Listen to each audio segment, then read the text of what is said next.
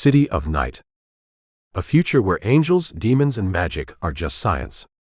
By Marina Pacheco. 1. Artema Salonoy, 106th Salonoy of the bluest blue blood Salonoys, eldest daughter of 105 eldest children before her, and Lady High Professor of Demonology at the Eternal University of Magic in the Eterna Urbo, jewel of the 7 cities of Europe, sat in bed chewing thoughtfully on her toast. Something was amiss, and it robbed her of her appetite. The toast tasted of cardboard. This was strange, as it came fresh from the bakery who spent 24 hours lovingly allowing the dough to rise and ferment to produce the perfect combination of chewiness and softness. Chef then toasted it to perfection and slathered it with butter produced by grass-fed cows.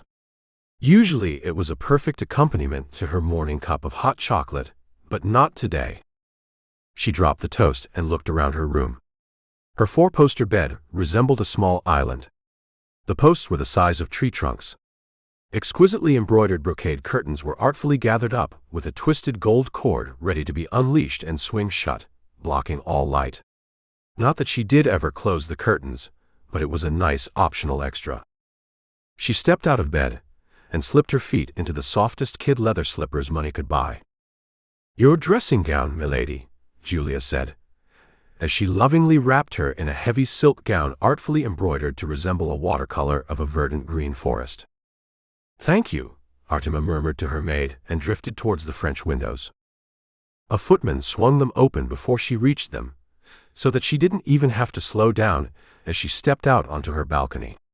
It was an equivalent size to her bedroom, dotted about with clumps of potted plants and stretched away to an edge tastefully decorated with marble statues of toga-wearing ancient Romans. The sun shone down from a cloudless blue sky. It was almost always cloudless because of the height of the suburbo.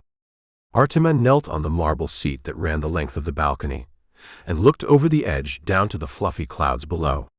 Far, far below them was the azure-blue Mediterranean Sea. On a clear day you could see the water, although it was an act of imagination to think you could see the white tips of the waves.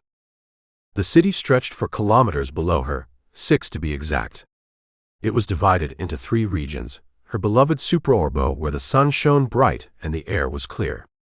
The mesorbo, a delightful place for nipping off to listen to some jazz in one of their quaint clubs, and the suburbo, a dismal place she'd never ventured into nor cared to visit.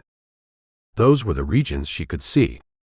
But in depictions of the city, they always added a globe floating above filled with angels to represent heaven, and a globe below filled with demons to represent hell.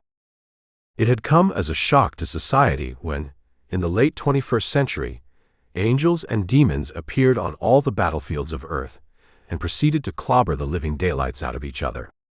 They were massive beings with power unseen amongst humanity, and their battles shook the heavens, churned the earth, and damn near boiled the seas. The religious took it as a sign of the end of days. The scientists were stunned into silence. What did this mean? Were they suddenly supposed to accept the existence of a heaven and a hell, a supreme God and his archenemy Satan? Panic reigned, death cults sprang up like fields of dragons' teeth, magic head into life, suicides and murder rocketed. Then, as suddenly as they'd appeared, the combatants vanished. Nobody knew where they'd come from. Nobody knew where they'd gone. They left nothing, no bodies and no artifacts, just the wholesale